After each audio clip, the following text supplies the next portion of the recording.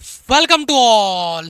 स्वागत आप सभी का आरएस सर यूट्यूब चैनल पे। और हम आ चुके हैं एक बेहतरीन very very very important video के साथ में। और ये वीडियो आपके लिए होने वाला है जिन बच्चों का भी रिजल्ट आया है एयरफोर्स सेकंड इनटेक 2025 का। हर एक जगह कोई भी गोल होता है, कोई कंपटीशन होता है, कोई मैच होता है, उसके दो पहलू होते हैं, या तो जीत या हार। या तो आप जीत गए या आप हार गए, दो ही रिजल्ट होंगे उसमें। जब जीत जाते हैं बहुत खुशी होती है, और जीतने का मतलब है आपने जी तोड़ मेहनत की है और जो मेहनत आपकी रंग लेके आई। लेकिन दूसरा पहलू एक और है जिसको कोई ना सुनना चाहता ना देखना चाहता, वो है हारना, फेल होना। लेकिन अगर किस्मत का मारा हो, मेहनत भी की, लेकिन कहते हैं कि उस मेहनत का जितना रिजल्ट मिलना था नहीं मिल पाया, माइनर सी कमी से रह गए और टैग लग गया, मैं फेल हो गया। क्या ये चीज, एक जो फेलियर आपका आया, ये पूरा आपका करियर डिसाइड करता है? आप एक बार फेल हो गए मतलब आप कभी अब पास ही नहीं हो सकते, कोई एग्जाम क्रैक ही नहीं कर सकते, कभी रिजल्ट पॉजिटिव ला ही नहीं सकते। ये तो कहीं नहीं लिखा। अभी एयरफोर्स का रिजल्ट आया, बहुत सारे बच्चों ने सिलेक्शन दिए हैं और हमारा आगे सेलिब्रेशन वीडियो भी आएगा। लेकिन उन बच्चों के लिए भी जो बच्चे माइनर सी कमी से या कुछ सेक्शनल कट ऑफ में कुछ प्रॉब्लम रही किसी सब्जेक्ट में और उसकी वजह से 45 नंबर है, लेकिन सेक्शनल कट ऑफ में रह गए, चाहे फिजिक्स हो, चाहे मैथ्स हो या इंग्लिश हो, और वहां पे एक टैग लग गया कि सर मैं फेल हो गया। मैं बात करूंगा आज इस बिंदु पे, एक एक पॉइंट को क्लियर करूंगा। पॉइंट आपके रहेंगे आपकी स्क्रीन पर, एक एक बिंदु के साथ आगे बढ़ूंगा। सबसे पहले मैं फेल हुआ, मैं फेल हुआ क्यों, मैं फेल हुआ क्यों, क्या इसके पीछे रीजन है। सबसे पहले बेटा आपको अपने आप के अंदर झांक के सोचना पड़ेगा, आपको बैठना पड़ेगा, चिंतन मनन करना पड़ेगा इस बात पे कि मैं फेल हुआ तो क्यों हुआ। क्या ओवर कॉन्फिडेंस था पेपर में, टाइम मैनेजमेंट नहीं कर पाया, number of questions negative marking में ज्यादा कर दिए, या घबरा गया, या मेरी प्रॉपर तैयारी नहीं थी, मेरी सेल्फ प्रैक्टिस नहीं थी, टाइम मैनेजमेंट नहीं था, कहां कमी है आपसे बढ़िया उस बात को कोई नहीं जानता। सबसे पहला सवाल आपको अपने आप से करना है और वो सवाल यह है कि मैं फेल हुआ तो क्यों। इस सवाल का जवाब आपको ढूंढना पड़ेगा अगर नेक्स्ट पेपर आपको फोड़ना है तो। पहला पॉइंट आपका नंबर 1। दूसरा पॉइंट, सर मैं फेल हुआ क्योंकि इस बार हाई कट ऑफ गया था, इसकी वजह से फेल हुआ, तो अब मैं क्या करूं। बिल्कुल आपकी बात से हम सहमत हैं। वाई ग्रुप की कट ऑफ में कोई चेंज नहीं हुआ, लेकिन एक्स ग्रुप की कट ऑफ काफी हद तक बढ़ गई है। कट ऑफ बढ़ गई, सर मेरे 30 नंबर है, अगर कट ऑफ 22-23 नंबर होता तो मेरा पेपर निकल जाता। बिल्कुल आपका पेपर नंबर निकल जाता, 30 नंबर आपके थे। लेकिन इनरोलमेंट में तो 34 नंबर चाहिए, 35 नंबर चाहिए, 33 नंबर चाहिए, तो फिर इनरोलमेंट में आप बाहर होने थे। अब जब कट ऑफ इतनी गई तो इनरोलमेंट लिस्ट में आपका कट ऑफ बहुत ज्यादा नहीं बढ़ेगा, 1-2 नंबर आपके चेंजेस होंगे उसमें। तो पहली चीज तो आप कट ऑफ को बेटा अपने अंदर इस बात को स्कैन कर लो कि मुझे कट ऑफ वाला जो डर है इसको ही किल करना है। मुझे अपना टारगेट ही 40 प्लस का रखना है, मुझे अपना टारगेट ही 45 प्लस का रखना है। तो अगली बार जब अपन तैयारी करेंगे मेरे भाई, तो उस लेवल पे करेंगे कि जो कट ऑफ वाला डर है उसको किल करें। क्योंकि कट ऑफ 22 नंबर जाएगा, मेरा 30 नंबर है, मेरा फाइनल हो जाएगा, इनरोलमेंट लिस्ट फिर भी 33, 34, 35 नंबर पे जाएगा, मुश्किल है। और वही इस बार कट ऑफ में दिया है, तो आगे इनरोलमेंट लिस्ट में ज्यादा स्कोर आपका नहीं बढ़ने वाला।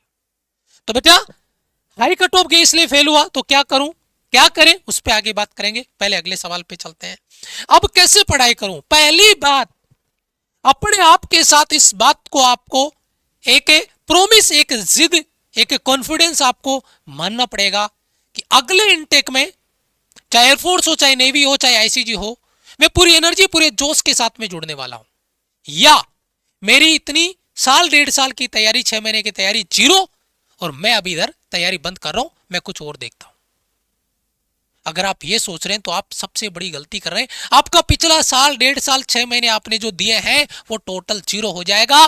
बस 3 महीने की और तैयारी अगर जी जान से आपने कर ली तो वो सारी मेहनत आपके काम में आ जाएगी।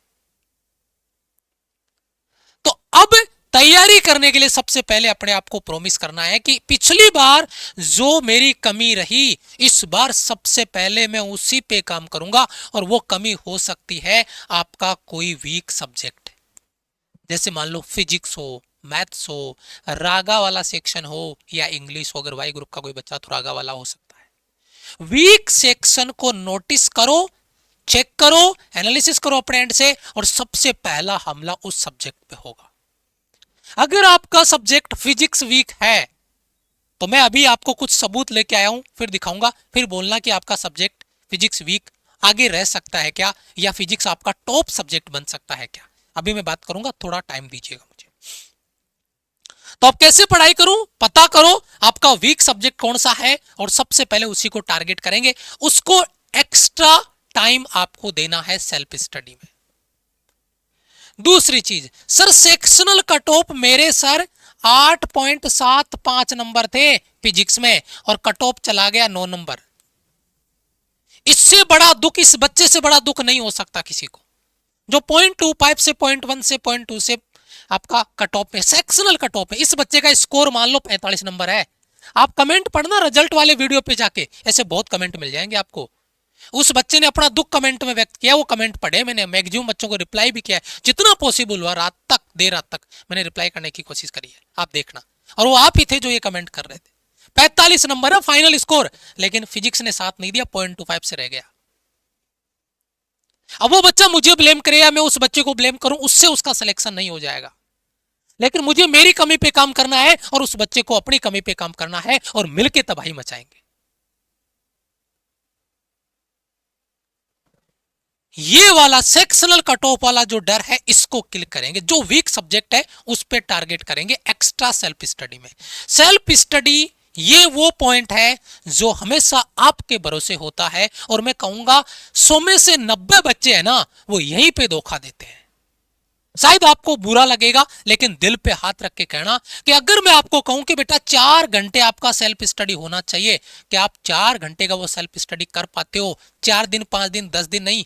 अगर 3 महीने बोला है, 90 दिन बोला है, 22 मार्च तक के लिए बोला है, तो डेली अगर तुम 4 घंटे कर लो ना, तो कट ऑफ नहीं, रैंक आएगा। और ये मेरा चैलेंज है आपको, आप करके देंगे। लेकिन वो रेगुलर नहीं होता है। वो जोश 2 दिन, 4 दिन, 5 दिन, 7 दिन, 10 दिन का रहता है, और ठंडा पड़ जाता है, उससे काम नहीं चलेगा। वो जोश में कमी आ जाती है अगले 5 दिन, 10 दिन में, और फिर वही ढर्रा बन जाता है, और फिर वही सेल्फ स्टडी हो रही है, नहीं हो रही है, काम चलेगा नहीं उससे। तो मुझे इस सवाल का जवाब अभी कमेंट में, यहीं पे वीडियो पे कमेंट में दीजिए कि आपने जो पीछे की मेहनत की उसको आप बेकार करेंगे, या उस मेहनत को और अलग एक्सट्रीम लेके जाएंगे, और उस कट ऑफ को, जो डर है, उसको रैंक में बदलेंगे। और अगर वो है जिद, तो कमेंट कर दो कि सर अगली बार रैंक के लिए जाऊंगा, और मेहनत के लिए दिन रात एक करूंगा, और ये जो सेल्फ स्टडी वाली जो बीमारी है, इसको किल करूंगा, बिल्कुल बेसिक से बिल्कुल जीरो लेवल से। हर एक कॉन्सेप्ट को क्लियर करता हुआ चलूंगा डेली बेसिस पे। और वीक सब्जेक्ट को आपको फाइंड आउट करना है, कौन सब्जेक्ट वीक है, फिजिक्स है, मैथ्स है, रागा है, या इंग्लिश है, उस पर काम करेंगे, और ये जो डर है इसको किल करेंगे। मैं अभी फिजिक्स की बात कर रहा था, आगे बढ़ूं इससे पहले मैं यहां पर आपको दिखाना चाहूंगा। यहां पर आप देखिए, ये मैंने एक चैप्टर भी पढ़ा दिया, इलेक्ट्रोस्टैटिक्स की 5 क्लास। पहली बार मैंने इलेक्ट्रोस्टैटिक्स की 5 क्लास करी है। चैप्टर यहां से स्टार्ट हुआ है, कौन कौन से टॉपिक इसमें कवर होंगे आप देखना, स्लाइड्स देखना एक बार, स्लाइड्स पे जो मैंने वर्क किया है। और अभी जो इन बच्चों ने 5 क्लास लिए, उनका कॉन्फिडेंस आप चेक करना, और जिन बच्चों ने उन 5 क्लास की प्रैक्टिस करी है मेरे साथ, उनसे पूछना, और जिन बच्चों ने की होगी उनको पता होगा।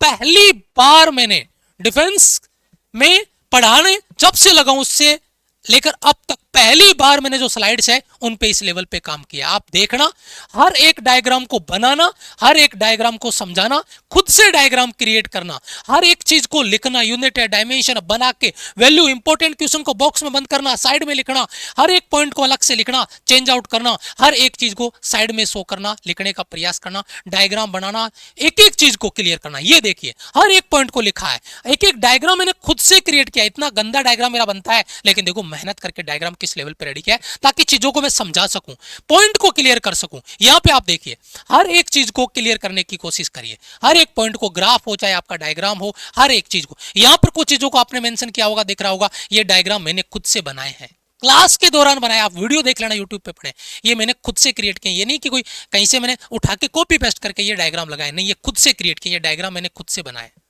ये डायग्राम आपका लिया होता है, ये बनाए हुए डायग्राम है मेरे, ठीक है। तो ये देखो, ये डायग्राम मैंने बना के एक्सप्लेन किया है यहाँ पे, एक एक चीज को, कौन सा बिंदु कहां पे क्या है, और अलग अलग पॉइंट में डाल के मैंने किया है।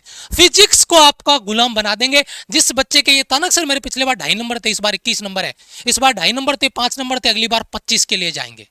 और ये मैंने मेहनत की है अपने कंटेंट पे। अभी एक क्लास मतलब एक चैप्टर आपका कंप्लीट हुआ और आप उसका कंटेंट देख लीजिए। ये डायग्राम्स क्रिएट किए हुए हैं, ये डायग्राम्स बनाए हुए हैं मेरे, एक एक डायग्राम। ये डायग्राम फ्लक्स वाला बनाया हुआ है, ये डायग्राम आप देखिए फ्लक्स वाला, ये देखिए, ये डायग्राम्स बनाए हुए हैं कि एक डायग्राम को मैंने लिखने की कोशिश करी है। ये इलेक्ट्रोस्टैटिक्स का चैप्टर मैंने कंप्लीट करवा दिया है, 5 लेक्चर हैं। इसी पैटर्न पे आगे पूरा फिजिक्स से हम कवर करने वाले हैं।